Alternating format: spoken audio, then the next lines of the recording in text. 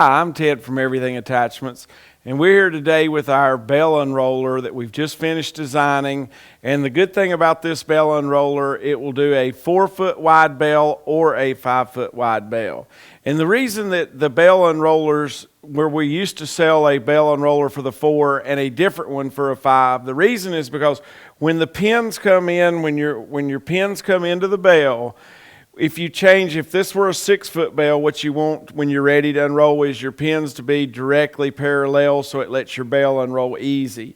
If you go on into a 4, it will bring them in at an angle. It's going to tear the core out of your bale and not let it unroll right. So you either have to use 2 different Bale Unrollers, and that's what we've been selling, one for a 4, one for a 5. So we've come up with one that will do a 4 and a 5 bale. So this is our prototype. There's a couple little things that are going to be on the final one. I'll show you what they are as we go. And I just want to kind of show you what we start with, and then we'll get this out of the way so we can show you at Everything Attachments how quality by design really means something to you and to us, and what we do to make sure that everything is the same every time. This is the 5x5 1/4-inch thick that is the main beam inside this Bale Unroller. And if you'll notice where all of this fits, it has a slot cut. So everything on this is pre-indexed where we can put it together. It's the same every time. We don't have to break out a tape measure. On the end of every one of these pieces is a piece that fits into there. It's called a tab or a tang, and they fit inside each other. And this whole thing is built that way to come out the same way every time. It helps us build it quicker and gives you more value. When we set out to build this, we set out to build the best one, make it the easiest to build, try to build it as inexpensively as we can so we can give you the value and being able to do both sizes. So the difference in the prototype and what you'll be getting is the height of this stand will be a little taller in the final production. And the only reason it's where it is now is because the hitch is directly vertical right now.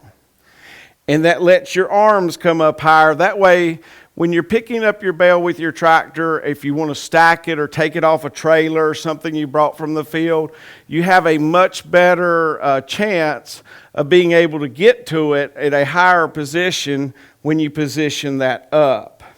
Okay, now I've seen a lot of these, and none of these are made for a quick attach, and I don't really think a quick attach is probably the best thing to be using with this, but we did put in the quick attach dimensions. And I'll show you where they are, and I'll show you why I think that probably is not the best, depending on the size of tractor you've got and what you're doing. This is a standard dimension for a Category 1 and a Category 2 quick attach.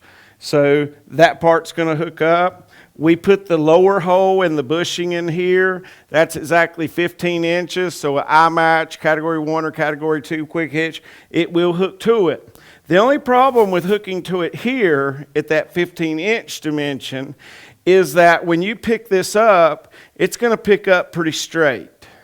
So however much lift you've got, depending on how big a bales and tractor you've got, a quick attach may work fine, but if it doesn't, you've got a Category 2 and a Category 1 hole up here. And I made the Category 1 hole on top because theoretically that would be a smaller tractor. And the higher you make this, the more it will roll when you lift it. Instead of coming straight up and down, it's going to lift and pitch at the same time to lift it even higher. So we did that. Now, one of the other differences on this prototype versus what you'll get, we weren't really thinking when we put these holes right here, and when we welded them, they're a little lower than we wanted to use. So the one you would get as a standard, this would be just a little bit higher. The hole is to the side, and it has a little piece of metal that flips over, and I'm going to explain what that's for. When you're doing a 5-foot wide bale, and we all know, depending on your baler, and how good your hay is and how tight your baler bales, your chamber in your baler is either going to be 48 inches or 60 inches, but when it comes out, depending on how good and how tight it is, it may bulge a little bit in the center because that's when it's trying to make the core and it's not packed as tight. So we've allowed for that in allowing, with its full width open, it'll go to a little over 68 inches. So that's going to give you a full 4 inches on each side to get past the bale to get to the center, and we think that's a good spot. So if you were using it on a 5 foot wide bale, you crimped it all the way in.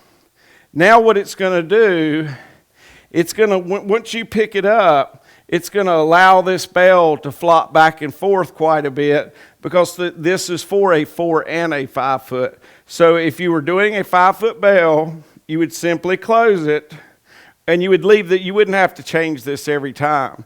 There's going to be a flip right here of a piece of 3/8 metal where you would flop it down to where it can't go past a few inches of sway back there once you picked it up. Okay, so when you're doing a 4 and a 5 foot bale with one machine instead of two, and I talked about keeping the pins parallel, so what you do is you unscrew this,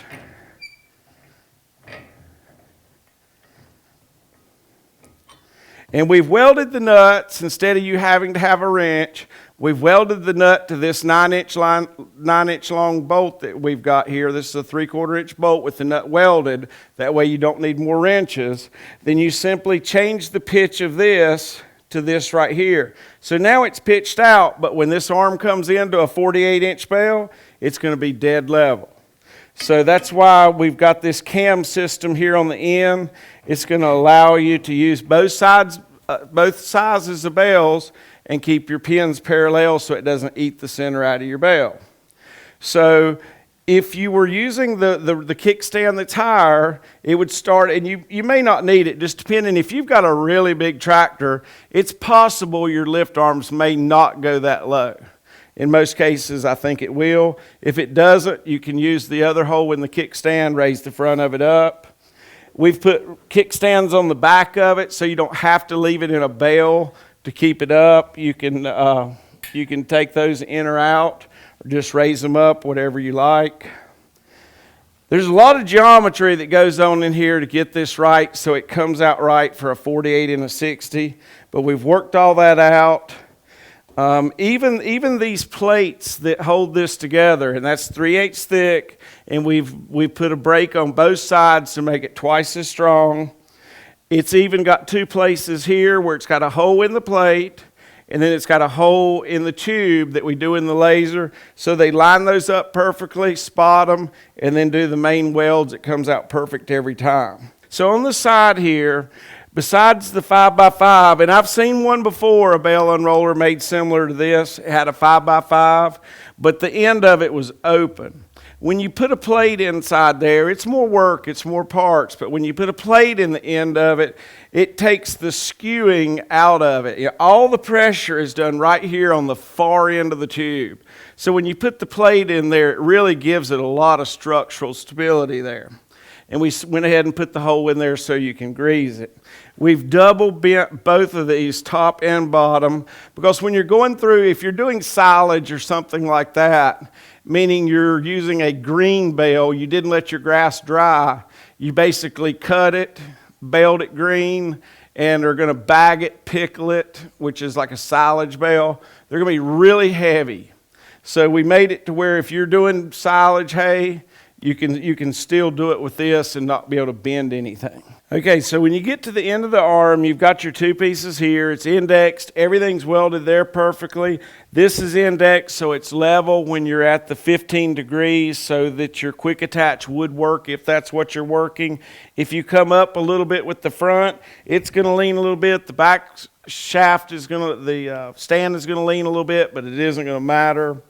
All of the cam system here is indexed and located on the tube to where when you get to your 48 position or your 60 position and you change the right hole, that your spears are going to be straight. So, and then we've even sharpened on the plates here a little bit. We cut a little different design in here with the laser because we could, instead of just nipping off four corners. And that way you're able to to penetrate the bale easier. So a lot of people just use a round shaft.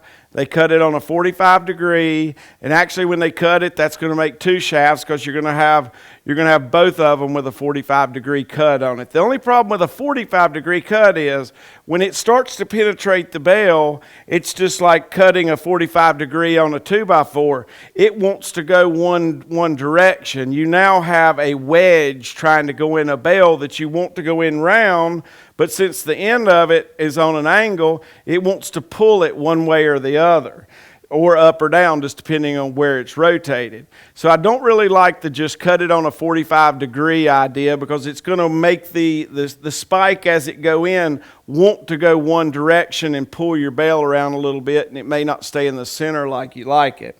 So we used a tapered end on here, which is from where it starts to where it finishes, it's going to want to stay straight instead of want to veer off to the side. So there's a lot of things from one end to the other that we've done to make this thing user-friendly, strong. You'll be able to do your 4 and your 5s without having to have any wrenches to switch this over. We've used a hardened spike. Everything is indexed on the laser, so you get the same thing every time. All the geometry, we've gone over it too many times to get it right, but it's right. So we're going to end up having this bale unroller that does the 4 and the 5, and we will continue to have the lightweight bale unroller for just the 4 foot. We're going to delete the 5 foot. But this is our new product, and it took a long time to get all this right. There's a lot of geometry in this, but we're glad to finally have it. We're at least 11 months early for the season. Hopefully we won't have a drought this summer to where we sold more last year in the summer for the drought than we did in the winter for having to feed because it was cold. But at Everything Attachments, we try to really build the quality in for you. That gives you the value. We give it to you with free shipping up to 1,000 miles. Our rates are really cheap after that because we get some really good rates, and we don't make any money on the shipping. So we've made this a complete unit. It comes with the hydraulic cylinder, hoses and couplers. It's going to come with the standard 1/2-inch ag coupler on it. If you need something different, let us know. We'll try to work that out with you. We use a 3/8 hose on purpose, so we use a bushing to go up to 1/2-inch, just in case you happen to have some of the big compact tractors that use a 3/8 coupler. You can simply remove it. You can remove the bushing. It'll screw right on. It's real easy to go up in size, but it's hard to go down. So that's why we go through the extra trouble to give you the 3/8, the bushing, and the coupler. So no matter what you want to do, it's easier to do for you. If you've got any questions, just give us a call or an email at Everything Attachments. We'll make sure that this is the right bale unroller for you, for what you're doing, and that fits your tractor.